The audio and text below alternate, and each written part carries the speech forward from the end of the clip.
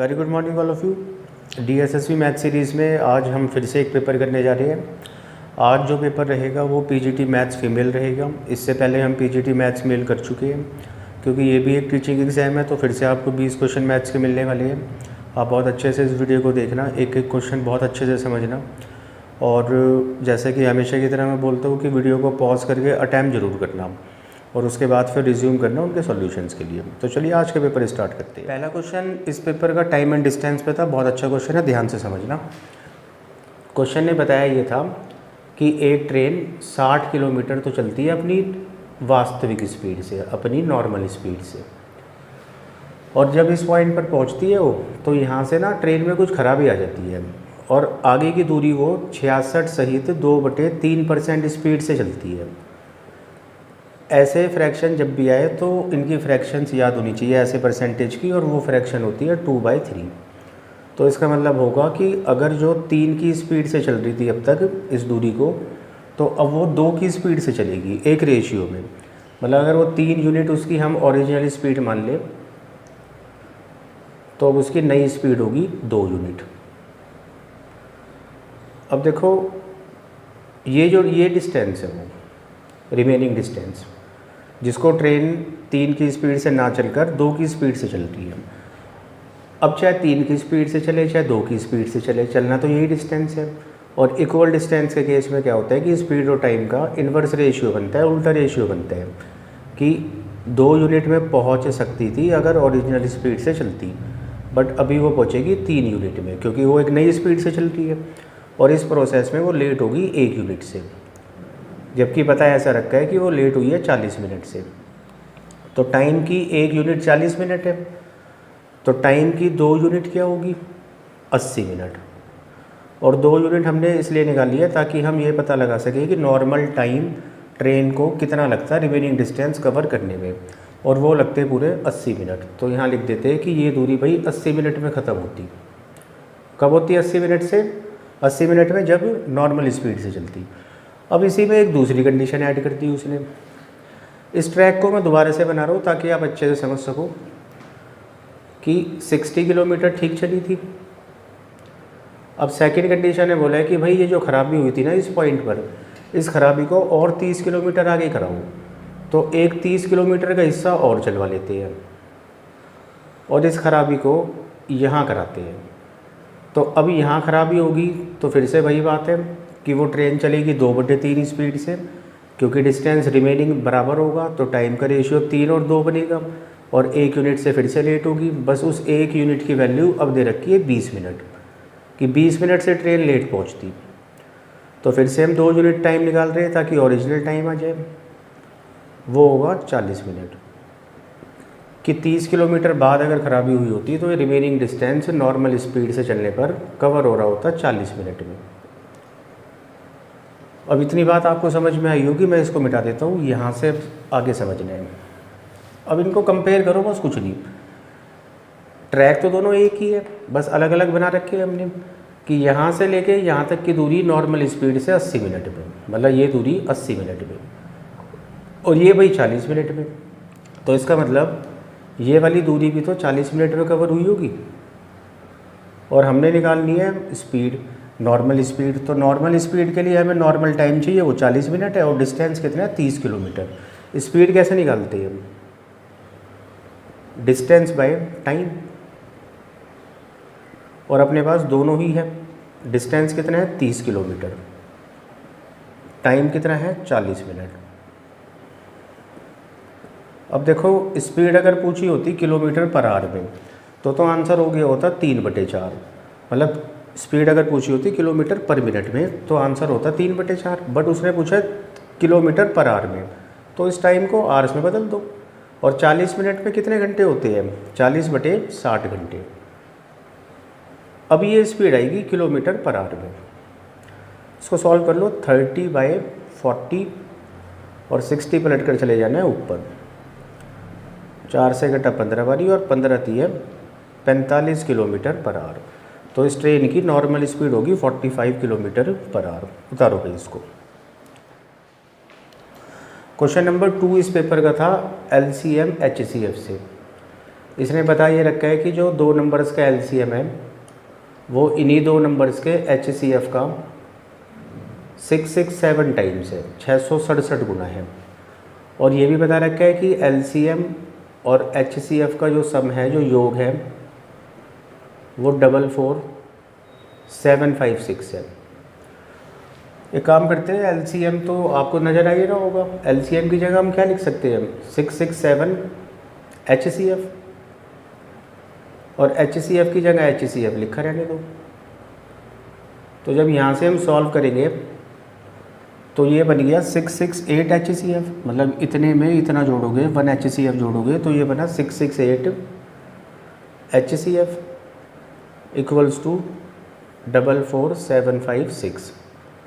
और यहाँ से हम एचसीएफ निकाल सकते हैं जो कि होगा 44756 बाई 668।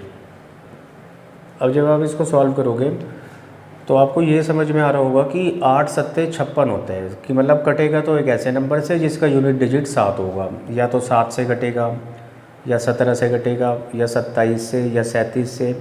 इतनी बार ही कुछ ऐसे काटने वाला है 668। किसको? इस नंबर को। अब देखो, अगर मैं एक ज़ीरो लगा दूँ यहाँ पर तो इसका मतलब होगा 668 गुना 10।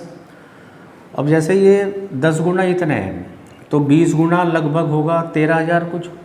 और ये कितना नंबर है भाई? 44। तो मतलब आप 6,000 का भी टेबल पढ़ोगे तो 6 6 36,000 होते हैं, और 6 सत्ते 42 तो होगा, लेकिन 680 फिर ऐड होकर इससे बड़ा चले जाएगा। तो अगर आप थोड़ा सा रियलाइज़ कर रहे हो, ये नंबर 60 और 70 के बीच में कटने वाले हैं, और 60 और 70 के बीच में यूनिट डिजिट 7 होना चाहिए। तो इसका मतलब ये नंबर कटेगा पूरा 67 टाइम्स। तो एचसीएफ की वैल्यू यहाँ से हमें मिल रही है 67। अब देखो, दो नंबर्स में से एक नंबर भी दे रखा है आपको, और आपने एक प्रॉपर्टी पढ़ रखी होगी बेसिक सी, कि दो नंबर्स का एलसीएम और एचसीएफ का प्रोडक्ट गुणनफल उतना ही बनता है जितना कि नंबर्स का प्रोडक्ट होता है, नंबर्स का गुणनफल होता है। इसी प्रॉपर्टी का यूज़ करते हैं। एलसीएम कितना है हमारे पास? तो एलसीएम निकालने के लिए 67 इंटू में 667 लिख देते हैं यहाँ पर, 67 इंटू में 667। एचसीएफ कितना है? 67। और प्रोडक्ट जो दो नंबर की बात हो रही है उनमें से एक नंबर हमें गिवन है 1943, और अदर नंबर जो है सेकंड नंबर वो हम यहाँ से कैलकुलेट कर सकते हैं। अब इसको सॉल्व करना है बस। 67 से ये नंबर तो कटना ही चाहिए। कितनी बार ही कटेगा बताओ? 67 इंटू 2 होता है कितना? 134। बचा 60 और 3, 603, जो कि 67 से 9 बार ही कटेगा।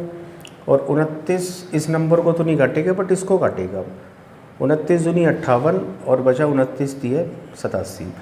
तो इसका मतलब है कि अदर नंबर की जो बात हो रही है, सेकंड नंबर, वो होगा 67 इंटू में 23। जब आप इसको मल्टीप्लाई करोगे तो ये 1541 आ जाएगा। इसके बाद हमसे पूछा जा रहा है कि ये जो नंबर है इसके अंकों का योग बताओ, डिजिट्स का सम बताओ। तो डिजिट्स को जोड़ लो, 1 और 5 6 और 4 10 और 1 11। 11 इस सवाल का आंसर है भाई, करो नोट। तीसरा सवाल रेशियो से था, बहुत बेसिक सा क्वेश्चन था। बॉयज़ और गर्ल्स का रेशियो बता रखा था, किसी क्लास में 3:1 था। फिर क्या हुआ? 16 लड़के चले जाते हैं क्लास में से, 6 नई लड़कियाँ क्लास में आ जाती हैं, बॉयज़ और गर्ल्स चेंज हो जाती हैं, तो नंबर्स का रेशियो 10:9 हो जाते हैं। मतलब बॉयज़ और गर्ल्स का नया रेशियो 10:9 हो जाते हैं। पूछा इसमें यह है कि शुरुआत में कितने स्टूडेंट्स टोटल थे, मतलब टोटल कितने बच्चे थे। देखो, ये चीज़ें चल रही है रेशियो में, और ये है रियल डाटा। तो 3 में से 16 घटाने का कोई मतलब ही नहीं था। तो अब कर ये सकते हैं कि या तो हम डिटेल में नंबर बना लें कि भाई ये 3x और ये 1x। x जैसे हमने साथ में लिया तो अब ये रेशियो नहीं है बल्कि ये नंबर्स है। तो बॉयज़ 3x है, अगर मैं 3x में से 16 घटा लूँ और नंबर ऑफ़ गर्ल्स x है, उसमें अगर 6 जोड़ दूँ तो ये नंबर ऑफ़ न्यू बॉयज़ और नंबर ऑफ़ न्यू गर्ल्स होगी, जिनका रेशियो क्या बन रखे हैं? 10:9, यानी कि 10/9। तो अगर हम चाहे इसको क्रॉस मल्टीप्लाई करके डिटेल सॉल्व कर सकते हैं। करो इसको solve. 9 × 27x minus 144 equals to 10x plus 60। 27 में से 10x गया तो बचा 17x, -144 इधर आया तो ऐड होकर हो गया 204। x की वैल्यू होगी 204/17 और 17 इसको काटेगा कितनी बारी में, 17 एक कम 17 और 17 दूनी 34, 12 बारी में। अगर x की वैल्यू 2 है तो शुरुआत में 3x और 1x यानी कि 4x बच्चे हुआ करते थे, और अगर 4x बच्चे होते थे तो 4x की क्या वैल्यू होगी, 4 इंटू में 12 यानी कि 48 स्टूडेंट्स इस क्लास में थे। नोट करो इसको एक बारी आप।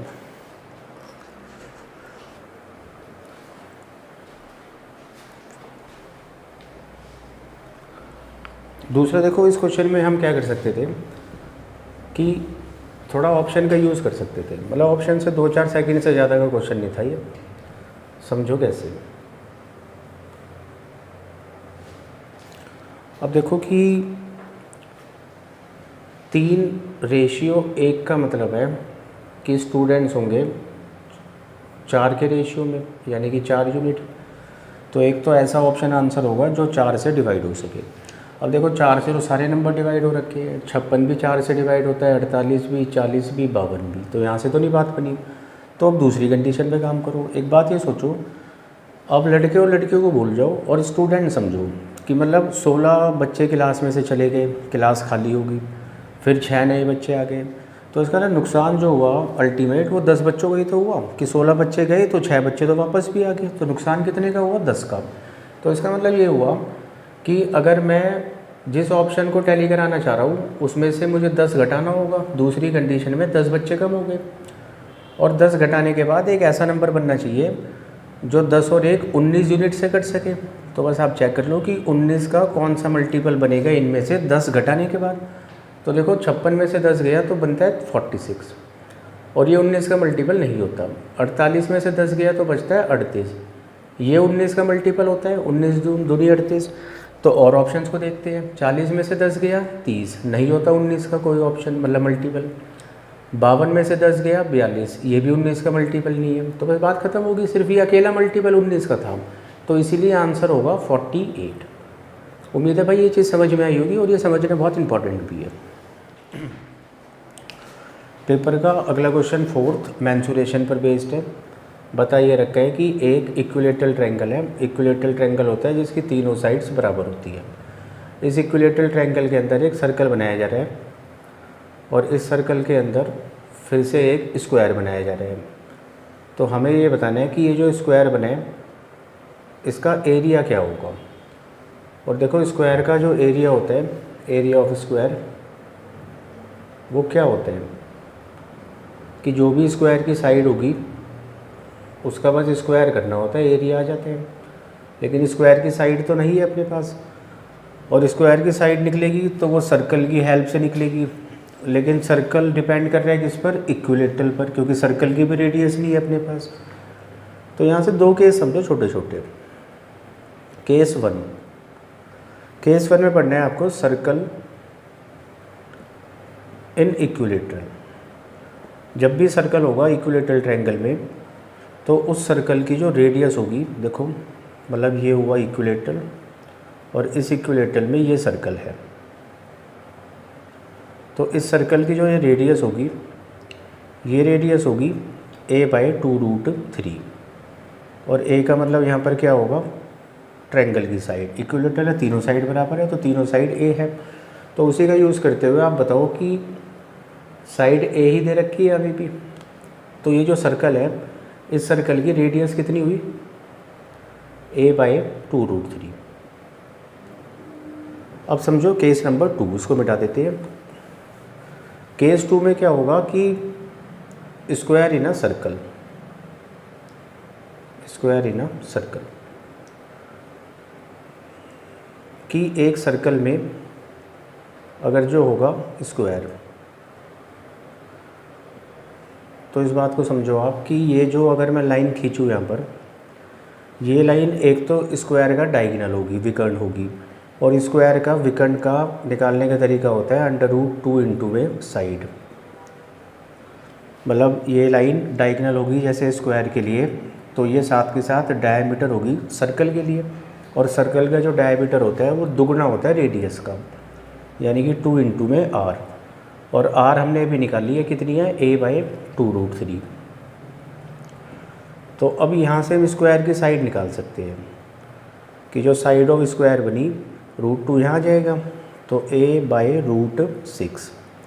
और एरिया ऑफ स्क्वायर क्या होता है, साइड का स्क्वायर, तो a/√6 का आप सिंपली स्क्वायर करोगे और आंसर होगा a²/6। ये इसका आंसर है।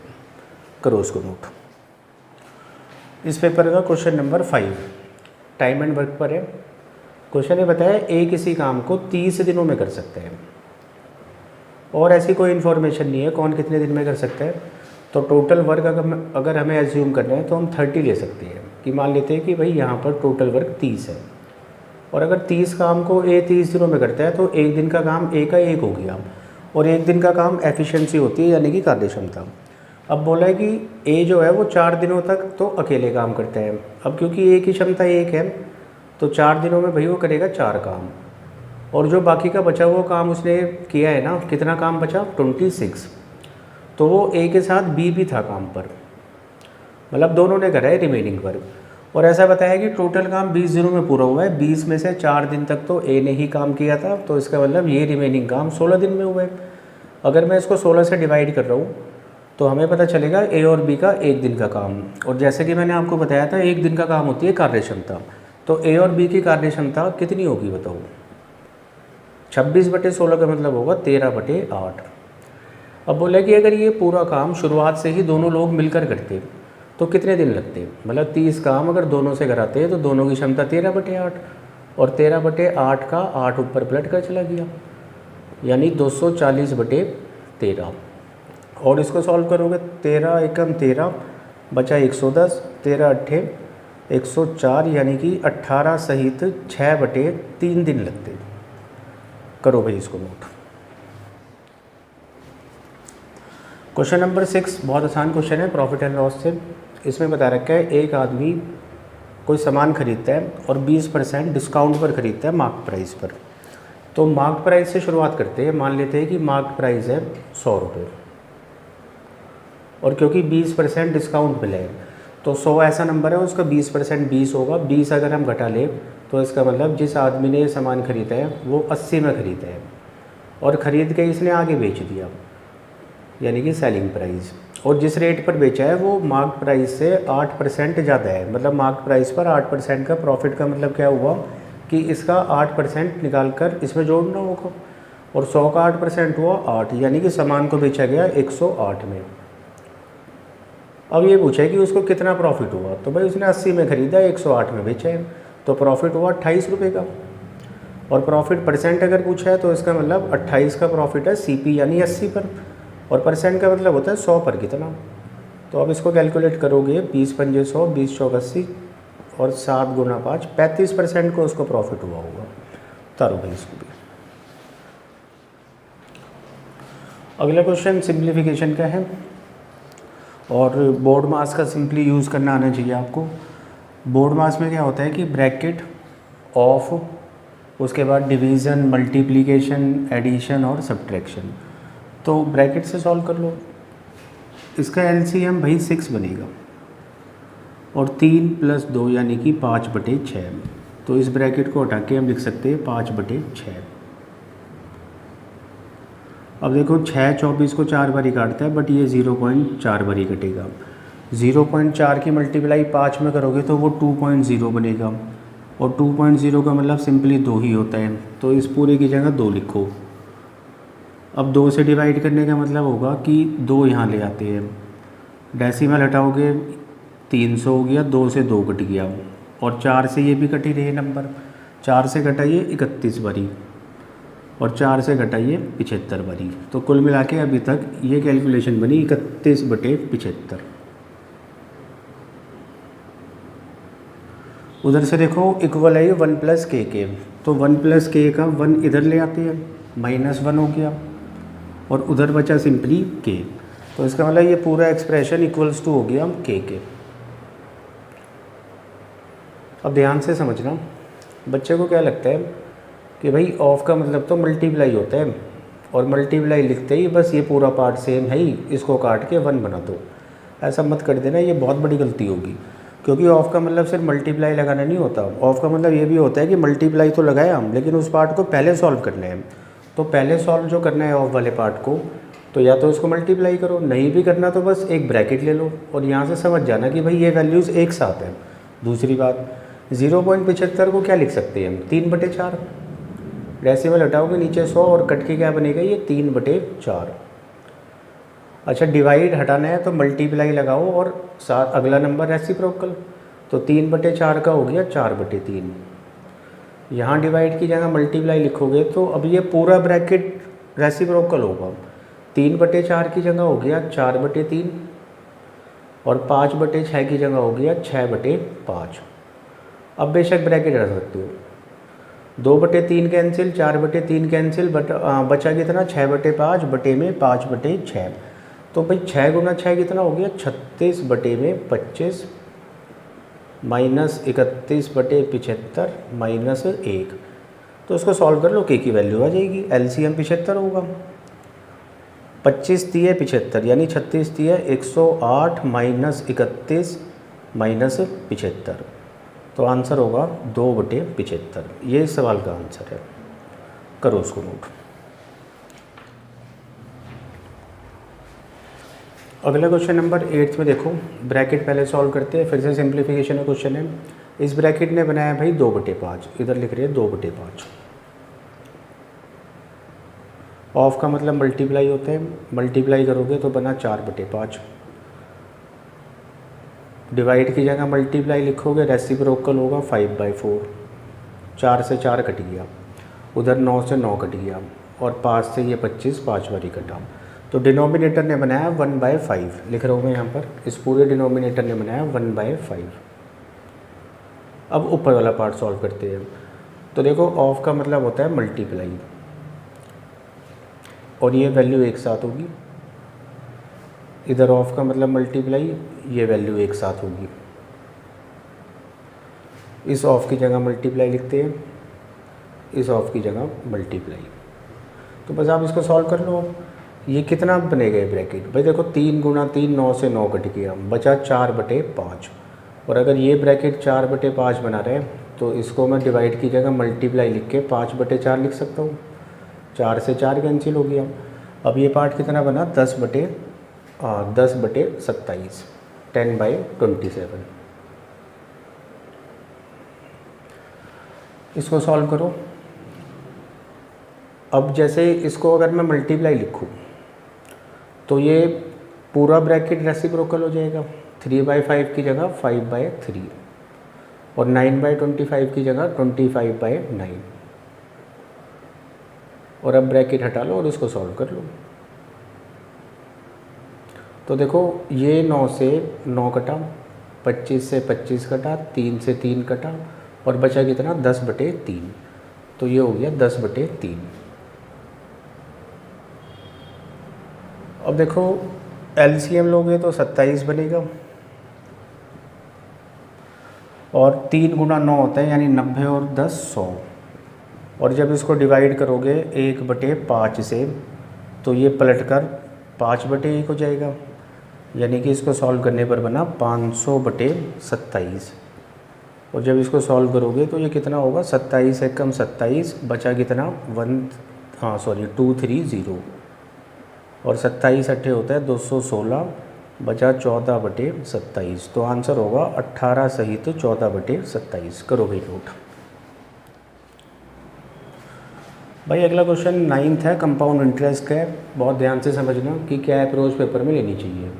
9th क्वेश्चन में बता रखा है कि 2 साल में किसी प्रिंसिपल पर कंपाउंड इंटरेस्ट मिलता है 1260 रुपये। रेट ऑफ इंटरेस्ट बता रखा है 10%। और फिर आगे पूछा है कि जो भी प्रिंसिपल है ये वाला, इसी प्रिंसिपल पे इसी रेट से 3 सहित 2/5 वर्षों में ये पैसा कितना हो जाना है, मतलब अमाउंट कितना हो जाना है। तो सबसे पहले तो देखो प्रिंसिपल निकालते हैं। प्रिंसिपल निकालने के लिए इसको फ्रैक्शन अगर बनाए तो 1/10 होता है। ये 10 यहाँ पर प्रिंसिपल का काम करेगा कि प्रिंसिपल 10 यूनिट और 1 यूनिट मिला उस पर ब्याज। तो हम कह सकते हैं कि कोई भी 10 रुपये 1 साल बाद 11 रुपये हो जाते हैं।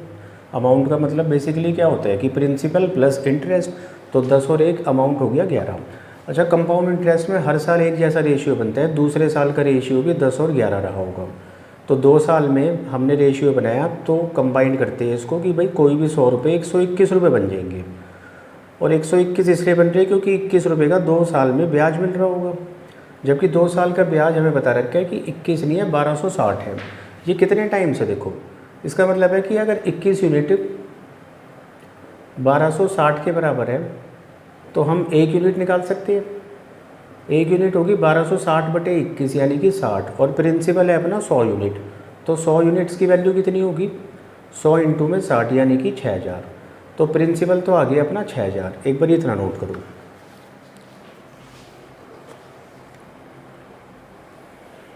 अब देखो इतना नोट कर लिया होगा आपने, प्रिंसिपल अगर जो है 6000 रुपये,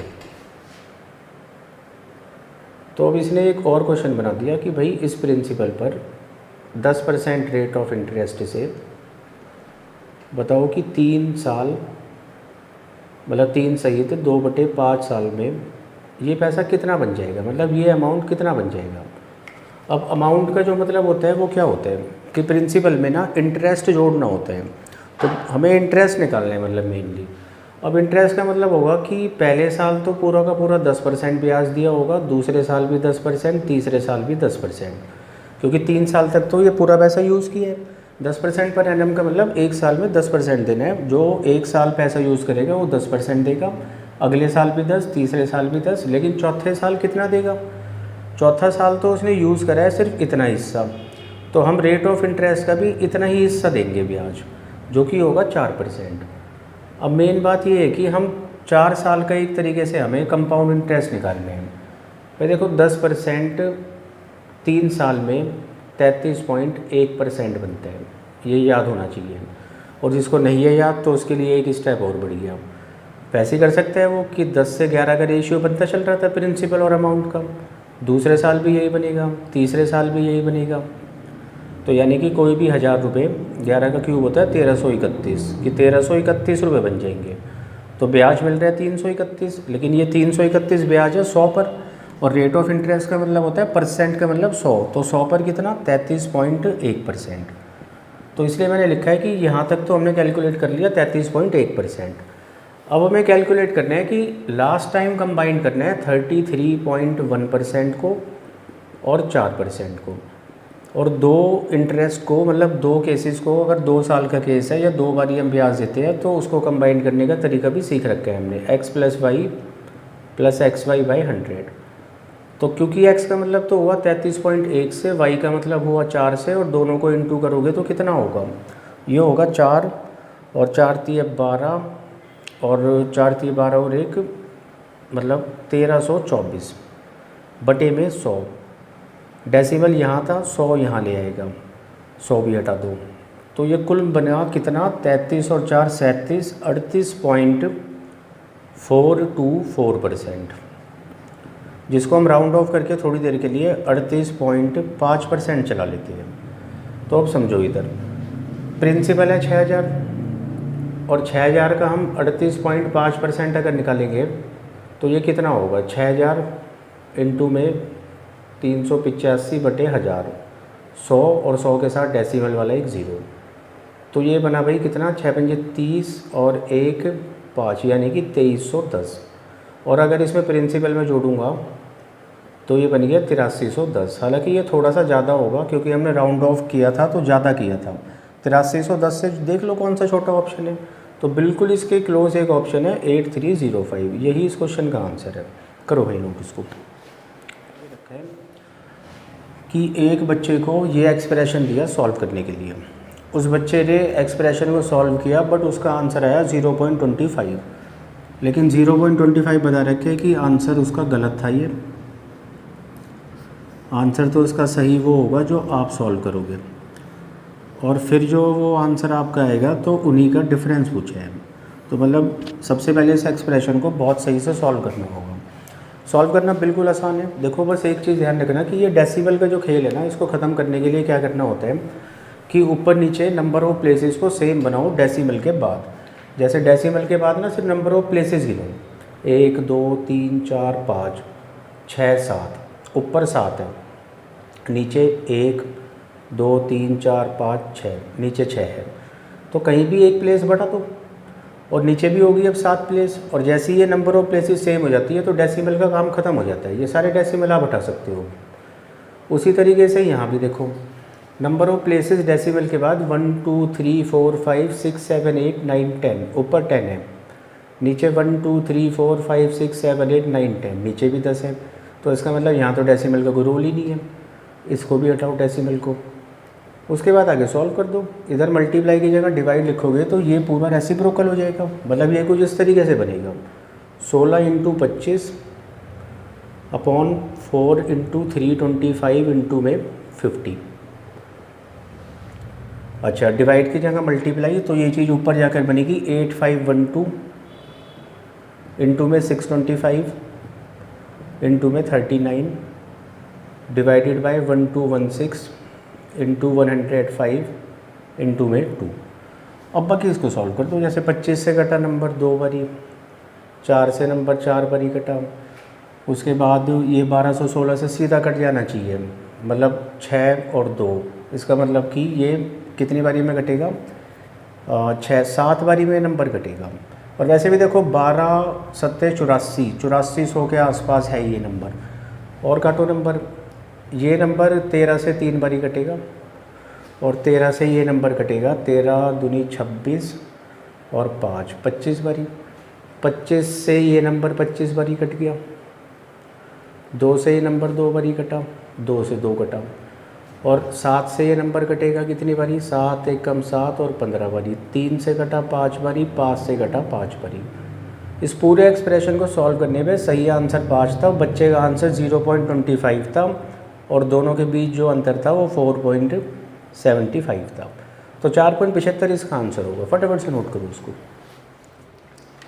अगला देखो क्वेश्चन नंबर 11। क्वेश्चन नंबर 11 में बता रखा है कि एक क्लास में कुछ बॉयज़ रहे होंगे और कुछ गर्ल्स।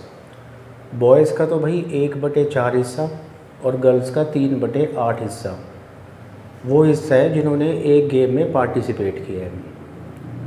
मतलब इतने पार्ट ने, इतने लड़कों ने और इतनी लड़कियों ने पार्टिसिपेट किया है। अब इसमें पूछा है कि मतलब इसने बता रखा है कि जो बॉयज़ का ये जो हिस्सा है जिन्होंने पार्टिसिपेट किया है, यानी बॉयज़ का 1/4, तो ये 2/5 के इक्वल है लड़कियों के उस हिस्से के जिन्होंने पार्टिसिपेट किया है। मतलब लड़कियों का वो हिस्सा जिन्होंने पार्टिसिपेट किया है वो 3/8 है, और इसी का 2/5 वो लड़के हैं जिन्होंने पार्टिसिपेट किया, मतलब इन दोनों को इक्वल कर सकते हैं। तो यहाँ से अगर सॉल्व करेंगे तो बॉयज़ और गर्ल्स का एक रेशियो मिलने वाला है कि G इंटू में 3 × 2/8 × 5। तो ये कितना हुआ कि बॉयज़ का 1/4 इक्वल्स टू गर्ल्स के 3/20 के हैं, 3/20 के हैं। और 4 से नंबर कटा 5 बारी, तो यहाँ से बॉयज़ और गर्ल्स का जो रेशियो मिल रहा है हमें वो कितना मिल रहा है, मतलब जी को यहाँ ले आओ क्रॉस मल्टीप्लाई करके 3/5, कि बॉयज़ अगर है 3 तो गर्ल्स है 5। इतना उतारने के बाद देखो उसने बोला है कि अब बताओ कि जिन बच्चों ने पार्टिसिपेट किया है वो टोटल का कौन सा हिस्सा है, मतलब कितना पार्ट है वो। तो अब कैलकुलेट करते हैं कि कितने बच्चों ने पार्टिसिपेट किया था। तो बॉयज़ का तो था 1/4 और बॉयज़ टोटल 3 है, तो 3 का 1/4 हुआ 3/4। गर्ल्स 5 है और 5 का 3/8 क्या होगा, 15/8। तो टोटल इतने बच्चों ने पार्टिसिपेट किया था। एलसीएम से इसको सॉल्व करोगे तो ये कितना बनेगा, 8 इनका एलसीएम होगा 4 दूनी 8, यानी कि 6 और 15 21/8। और ये बच्चे जिन्होंने पार्टिसिपेट किया ये टोटल कितने में से थे, 5 और 3 8 में से।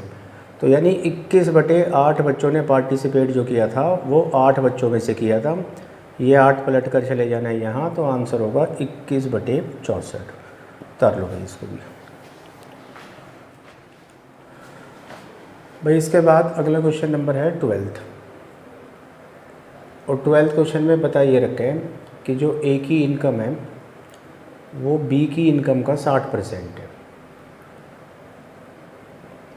मतलब रेशियो पता चल रहा है हमें इनकम का, कि अगर जैसे बी मान लो 100 कमाते हैं तो ए जो है ना 60% कमाते हैं इसका, यानी कि 60 कमाते हैं। अब 60 और 100 का रेशियो बन रहा है 3:5, तो यानी कि इन दोनों की इनकम्स का रेशियो तो बना 3:5। वैसे ही बता रखा है ए जो पैसा खर्च करता है वो 70% है बी के कंपैरेटिवली, कि अगर बी 100 खर्च करेगा तो ए 70 खर्च करेगा, और ये रेशियो बना 7:10। इससे इम्पॉर्टेंट ये है कि ए की इनकम जो है, लिख रहा हूँ मैं यहाँ पर, एज इनकम जो है वो 75% है ऑफ बीज एक्सपेंडिचर। ए की इनकम 75% है बी के खर्चों से। तो 75% का मतलब होता है देखो 3/4। तो अब ये बताओ बीज एक्सपेंडिचर को हम यहाँ लेकर आ सकते हैं, और यहाँ से हमें पता चला कि ए की इनकम और बी के एक्सपेंडिचर का जो रेशियो होगा वो 3 और 4 होगा। तो मतलब इस नंबर को बनाना है 3 और इस नंबर को बनाना है 4, जबकि ये तो 3 और 10 है। तो अब कैसे इनको 3 और 4 बनाना है वो देखो, मतलब जिस रेशियो में बनाना होगा उससे पहले हमें 1:1 बनाना होता है। 1:1 का मतलब उनको इक्वल बनाना होता है।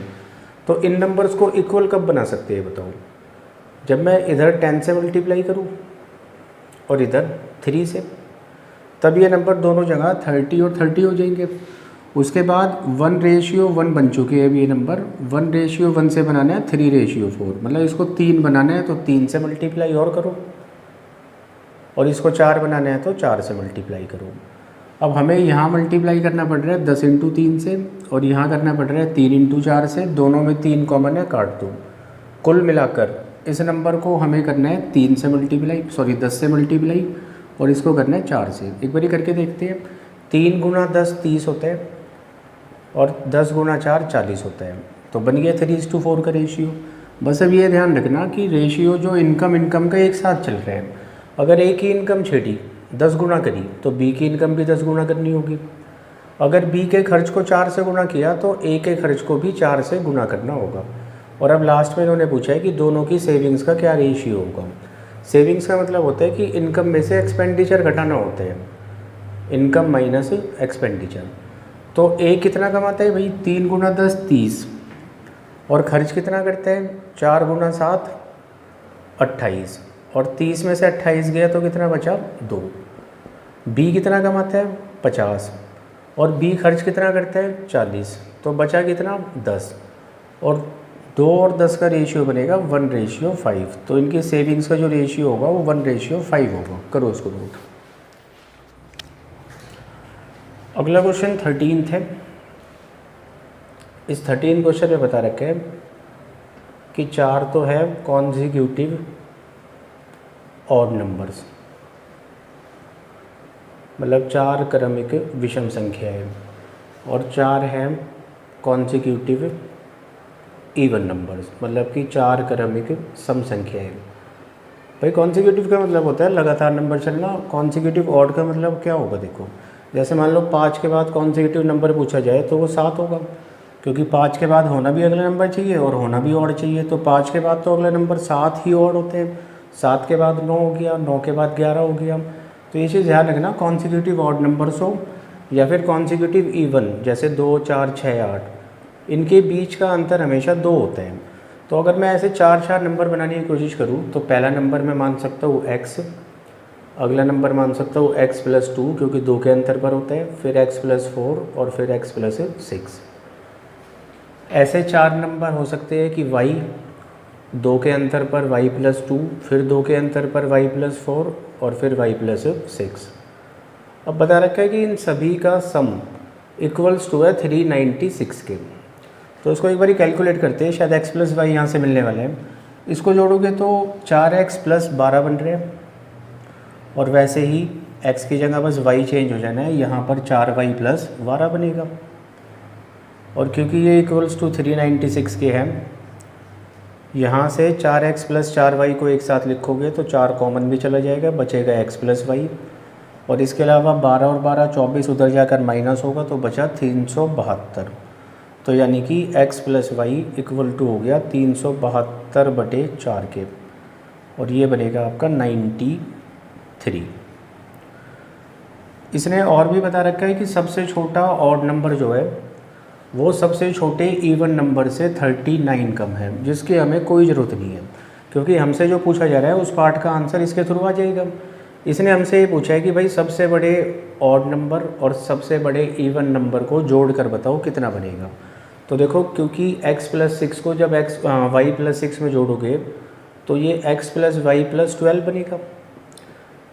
x + 6 को जब y + 6 में जोड़ेंगे तो x + y + 6 और 6 12, जबकि x + y हमारे पास 93 है, तो 93 + 12 हुआ 105। मतलब वो जो कंडीशन थी सबसे छोटा ऑड नंबर इवन नंबर 39 कम है, तो उसकी कोई ज़रूरत नहीं थी। करो भाई इसको नोट। अगला सवाल इस पेपर का क्वेश्चन नंबर 14। ये 14 क्वेश्चन भी HCF और LCM पे बेस्ड है, और इस पेपर का ये दूसरा सवाल है जो कि HCF और LCM से आ रहे हैं। अब इस सवाल में बता ये रखा है कि भाई 3 नंबर है, एक तो 11,280, दूसरा नंबर है आपका 8988 और तीसरा नंबर है 7651, और एक नंबर है x, बड़े से बड़ा नंबर है जो कि तीनों को पूरा डिवाइड नहीं करेगा, कुछ रिमाइंडर बचाएगा, बट वो रिमाइंडर तीनों केसेस में इक्वल होंगे, और जिसको नाम दे रखा है उसने y, और पूछा हमसे जा रहा है कि x - y बताओ क्या होगा। अब इस क्वेश्चन को बड़े ध्यान से समझना, ये बहुत बारी रिपीट पहले भी हो चुका है और आगे भी होगा। 11,280, 8988 और ये तीसरा नंबर। देखो, अगर कोई हमसे कहे कि एक ऐसा नंबर बताओ बड़े से बड़ा जिनसे ये तीनों नंबर डिवाइड हो जाए, तो सिंपली हम उन नंबर्स का, इन नंबर्स का HCF ले सकते हैं और वो नंबर पता लगा सकते हैं। लेकिन यहाँ एक दिक्कत ये है कि x जो नंबर है वो है तो सबसे बड़ा, लेकिन जब वो इन तीनों को डिवाइड करेगा तो हर पार्ट में एक रिमाइंडर छोड़ेगा जो कि y है। तो अब ऐसा तो कोई तरीका नहीं है HCF का। दूसरा, अगर हमारे पास रिमाइंडर्स गिवन होते तो हम वो सभी रिमाइंडर्स इसमें से हटा लेते, और जो रिमेनिंग नंबर्स बचते उनका HCF लेकर भी x को निकाला जा सकता था। ना यहाँ पर रिमाइंडर है, ना यहाँ पर x है, तो इसका मतलब क्या होगा कि अगर कभी भी इस सिचुएशन में हमें वो बड़े से बड़ा नंबर निकालना है जो इन तीनों को डिवाइड करके रिमाइंडर भी बचाए, तो वो नंबर होगा तो HCF ही, लेकिन वो HCF इन तीनों के डिफरेंस के बीच में होगा। मतलब वो HCF इन तीनों के डिफरेंस का होगा। 3 नंबर्स है भाई, 3 डिफरेंस बनेंगे। जैसे इन दोनों का डिफरेंस करोगे तो कितना बनेगा, ये 2, 2, 9 और 2, 2292। इन दोनों का डिफरेंस 7, 3 और 1, 3, यानी कि 1337। और तीसरा डिफरेंस जब आप इन दोनों का लोगे तो ये डिफरेंस बनेगा आपका 9 और 3629। अब ये डिफरेंस है, मतलब 3 नंबर्स के ये आपस के डिफरेंस है, और इन्हीं के HCF से हमें उस नंबर का पता मिल सकता है जो कि x है यहाँ पर। अब इनका HCF कैसे निकालें? HCF निकालने के बहुत सारे तरीके हैं, लेकिन यहाँ जो तरीका होगा सबसे अच्छा वो होगा मिनिमम डिफरेंस। आपको 2 ऐसे नंबर पकड़ने हैं जिनका डिफरेंस सबसे कम हो, मतलब इन दोनों का डिफरेंस कम है या इन दोनों का या इन दोनों का। सबसे छोटा डिफरेंस किन 2 नंबर्स का है, तो वो इन दोनों का ही होगा। और इन दोनों का डिफरेंस बनेगा कितना, मतलब 12 में 7 गया 5 और 5 और 9, तो 955 इनका डिफरेंस बन रहे हैं। अब ध्यान से समझना, कई बार ये तो ऐसा होता है कि डिफरेंस ही HCF रह जाते हैं, लेकिन हमें चेक करना होता है। तो 955 अगर हमें डाउट है कि ये इनका HCF हो सकता है, तो HCF नंबर को पूरा डिवाइड करते हैं, और देखने से पता चल रहा है 955 का 5 अगर मतलब कोई उसका मल्टीपल हम पढ़ेंगे, कोई भी ऐसा नंबर जिसका यूनिट डिजिट 5 है और उसके मल्टीपल्स हम पढ़ेंगे, तो 100% ये यूनिट डिजिट या तो 5 या फिर बननी चाहिए 0, लेकिन यहाँ तो कोई भी नहीं है, मतलब इस नंबर से कोई भी डिवाइड नहीं होने वाला। उसके बाद क्या करें, अगर ये HCF नहीं होगा तो इनका कोई फैक्टर होगा, तो आप इसके फैक्टर्स बनाओ, मतलब प्राइम नंबर की शक्ल में इनके फैक्टर्स बनाओ। तो 5 से ये नंबर कट रहा है कितनी बारी, 5 से 19 और 191 बारी, ये दोनों ही प्राइम नंबर हैं। तो फिर से वही बात, जब 955 से क्यों डिवाइड नहीं हुआ था, क्योंकि यूनिट डिजिट से पहचाना था हमने, तो वही बात 5 के साथ है, 5 से भी ये नंबर डिवाइड नहीं हो सकते। तो अब बचा तो सिर्फ एक ही फैक्टर, तो इनका HCF तो भाई 191 होना मजबूरी है। तो HCF हुआ इनका 191, और HCF का मतलब x की वैल्यू हुई 191। अब बात है कि y क्या होगा, तो y डिपेंड करेगा, रिमाइंडर है क्योंकि वो, तो हम इस HCF से इस x से किसी भी एक नंबर को डिवाइड करा के देख सकते हैं, क्योंकि रिमाइंडर तीनों ही केसेस में इक्वल आ रहा था। तो सबसे छोटी कैलकुलेशन के लिए सबसे छोटा नंबर पकड़ लेते हैं, और जब 7651 को डिवाइड करेंगे हम 191 से, तो 191 को 4 टाइम्स आप पढ़ोगे तो ये बनेगा 764, एक एक ज़ीरो और लगा तो बचा 11। तो इसका मतलब क्या हुआ कि जो HCF तो x है 191, लेकिन जो y है वो 11 है, और x माइनस वाई कितना होगा 191 माइनस 11, जो कि होगा 180। ये इस सवाल का आंसर होगा। अगर कोई दिक्कत रह गई हो तो रिवाइंड करना वीडियो और एक बारी फिर से देखना। क्वेश्चन नंबर 14 और 15 तो दोनों ही बेस्ड है इस डायग्राम पर, इस पाई चार्ट पर। बता ये रखा है कि 5 स्कूल्स हैं ABCDE, और इनमें इतना परसेंट बच्चा पढ़ता है, मतलब 100% बच्चों को बता रखा है कि कौन सा बच्चा किस स्कूल में पढ़ता है, कितना परसेंट। ये टेबल आपको बताएगी कि उन बच्चों में से जो लड़के और लड़कियां होंगे उनको बांटने के लिए जो रेशियो चाहिए वो रेशियो इस टेबल में गिवन है। अब देखो, मैंने पहले भी ऐसा क्वेश्चन कराया था आपको। 2 सवाल पूछे गए हमसे इस डाटा पे, एक तो परसेंटेज में है और एक रेशियो में। तो इसका मतलब है कि डाटा जो मर्जी चलाओ। तो मैंने इनका सबका अगर परसेंटेज हटा दिया तो इसका मतलब अब ये 100 बच्चे बन चुके हैं, कि 100 बच्चों में से स्कूल A में 25 बच्चे हैं। अब चीज़ें परसेंटेज में नहीं है, सिंपली नंबर है।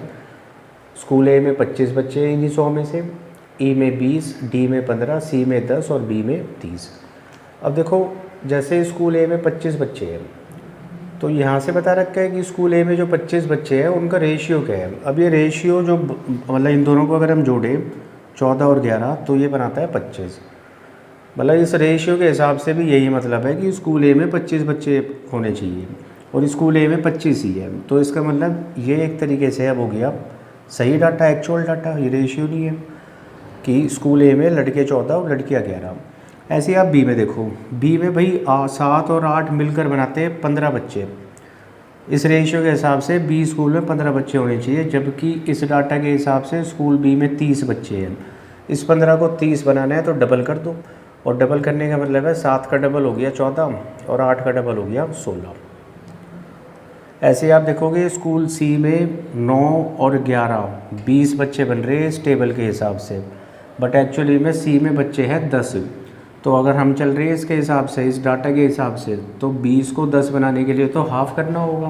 तो जब आप हाफ़ करोगे 9 का तो वो होगा 4.5, और 11 का जो हाफ़ होगा वो होगा 5.5। तो हम क्या कर रहे हैं कि इन दोनों को बैलेंस करते चल रहे हैं, ताकि जब हम वैल्यूज़ उठाए क्वेश्चन करने के लिए तो बहुत ईजिली काम हो जाए।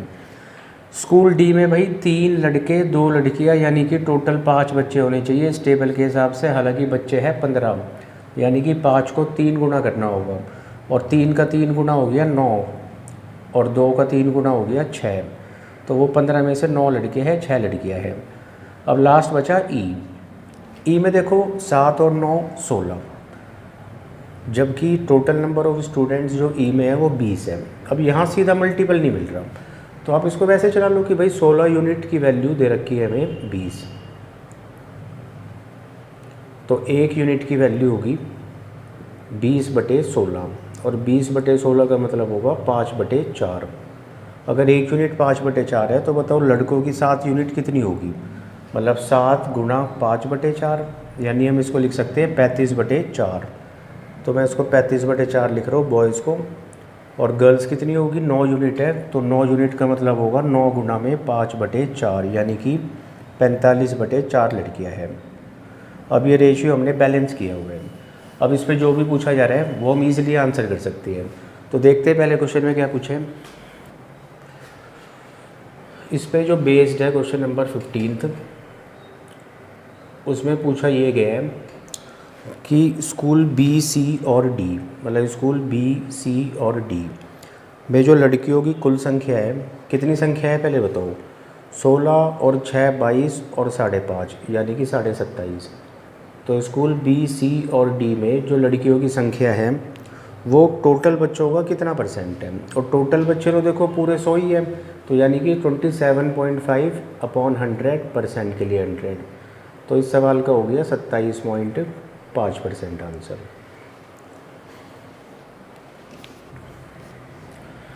इसी पे बेस्ड अगला क्वेश्चन,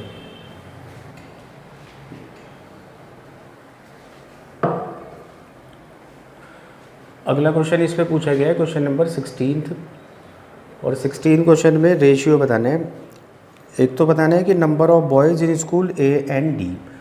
तो ए में और डी में बच्चे मिलाकर कितने हैं भाई, 14 और 9 23। और इनका रेशियो हमें बताना है बी और सी में जो लड़कियां हैं उनके सम से। बी और सी में कितनी लड़कियां हैं भाई, 16 और 5.5 यानी कि 21.5। अब देखो 21.5 को ना हम क्या लिख सकते हैं, 21.5 21.5 हाफ होता है किस नंबर का, 43 का। तो हम इसको चला सकते हैं 43/2 और बस ये 2 वहाँ चला जाना है। तो आंसर हो गया 46:43। ये इस सवाल का आंसर है।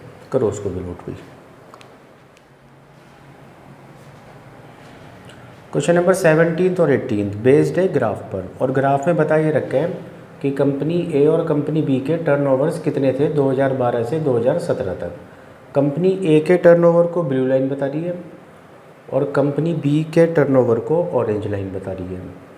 तो 17 क्वेश्चन में है कि कंपनी ए का जो टर्नओवर था एवरेज टर्नओवर, मतलब कंपनी ए के एवरेज टर्नओवर से ऐसा कितने वर्षों में रहा कि कंपनी बी का टर्नओवर उससे ज़्यादा था।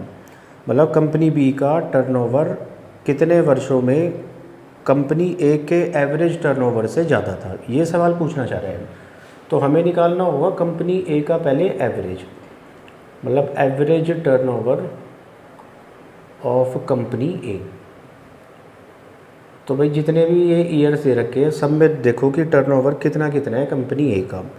2012 में ये 300 है, 2013 में 180, 2014 में है ये 400, 2015 में है ये 460, 2016 में 350 और 2017 में 610।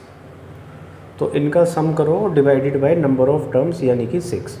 तो इनको ऐड करोगे 300, 400, 700, 800, 1200, 1500, 2160, 2220 यानी कि 2300 बन रहे हैं। और टोटल जो 2300 सम बन रहा है वो 6 से डिवाइड होगा। तो एवरेज टर्नओवर कितना होगा, 6 × 18 बचा 5 और 0 48, 2 और 0 यानी कि 383 पॉइंट कुछ। अब बस आप ये देखो कि कंपनी बी को देखना है सिर्फ कि कितने ईयर्स में उसका टर्नओवर इस नंबर से ज़्यादा रहा। तो सभी ईयर्स में कंपनी बी का टर्नओवर इस नंबर से ज़्यादा है सिवाय 2014 के। तो टोटल 6 में से अगर एक ईयर में ऐसा नहीं है तो कितने ईयर्स में होगा, 5 ईयर्स में। तो इस सवाल का तो आंसर होगा 5 ईयर्स। इसको नोट करो, फिर 18 करते हैं इस पर।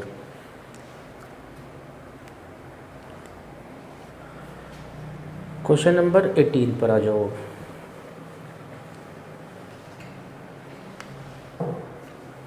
क्वेश्चन नंबर 18 में बता रखा है,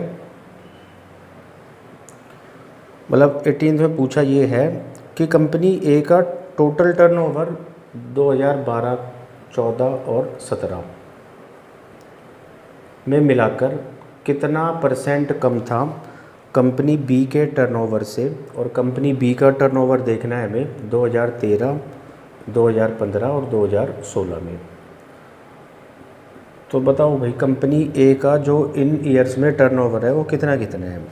2012 में वो 300 है, 2014 में 400 है और 2017 में है ये 610। तो ये बना 1310। अब 2013 में कंपनी बी का जो टर्नओवर है वो 600 है, 2015 में कंपनी बी का टर्नओवर 700 और 2016 में है ये 450। तो ये बन गया पूरा 1750। तो ये नंबर इससे कितना कम है, ये नंबर इससे 440 कम है। और 440 कम है तो किससे है, 1750 से, यानी कि डिवाइडेड बाय 1750 और परसेंट के लिए 100। जब इसको सॉल्व करोगे 25 से 4 बारी कटा, 25 से 7 बारी और ये बना 176/7 यानी कि 7 दूनी 14 और 25.1% अप्रॉक्सीमेटली होगा, यही इसका आंसर है भाई।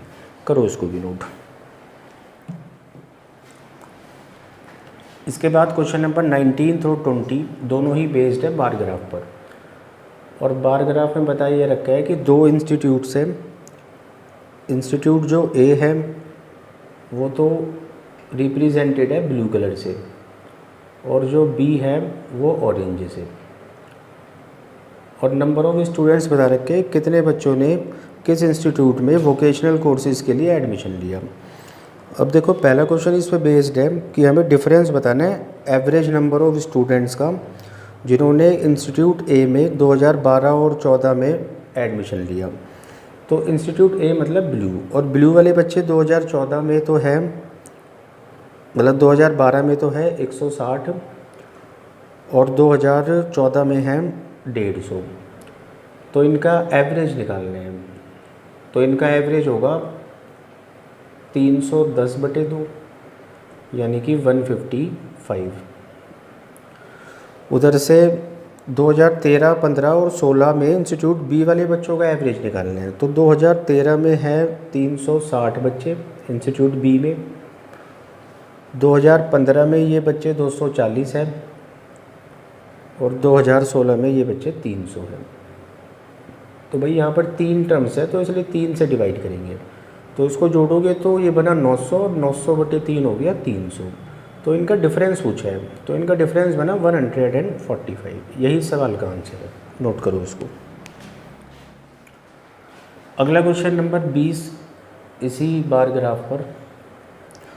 अब की बार उसने बोला कि इंस्टीट्यूट ए में जो बच्चे 2016 में थे वो 2017 से 25% कम थे, मतलब यहाँ पर 25% कम थे 2017 से। हालांकि बार ग्राफ आपको 2016 तक का दिया है, बट 2017 अगर हम कंपेयर कर सकते हैं तो 2016 की हेल्प से। तो इसका देखो कुछ फ्रैक्शन बनता है 25% का, 1/4। कंपेयर किससे किया? 4 से। यहाँ कंपेयर किया 17 से। तो भाई अगर 17 में 4 बच्चे होने चाहिए तो एक कम बच्चा था 2016 में, यानी कितने थे? 3। तो ये रेशियो बना स्टूडेंट्स, मतलब इंस्टीट्यूट ए में जो स्टूडेंट्स थे उनका रेशियो बना 3:4। अब देखो 2016 में इंस्टीट्यूट ए में जो बच्चे थे वो 210 थे, तो मतलब 3 यूनिट की वैल्यू 210 है, तो 1 यूनिट की वैल्यू 70 होगी, और 4 यूनिट की वैल्यू 70 × 4 यानी कि 280 होगी।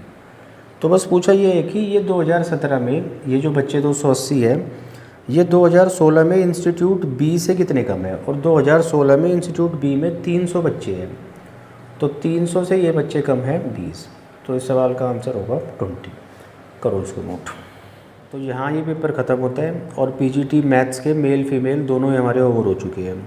अब जो मैं इस डीएसएसबी मैथ सीरीज़ में स्टार्ट कराऊंगा वो होंगे दास ग्रेड 4 के पेपर, एलडीसी लेवल, और एवरेज चैप्टर हमारा चलता रहेगा। आप अच्छे से मतलब पढ़ते चलो घर पर, इन पेपर्स को भी दोबारा से करो। अगर कोई दिक्कत कर रहा है क्वेश्चन, बार बार ही उसको देखो, और बहुत अच्छे से मतलब एक एक क्वेश्चन को अच्छे से देखना है। आज के लिए इतना रखते हैं, थैंक यू।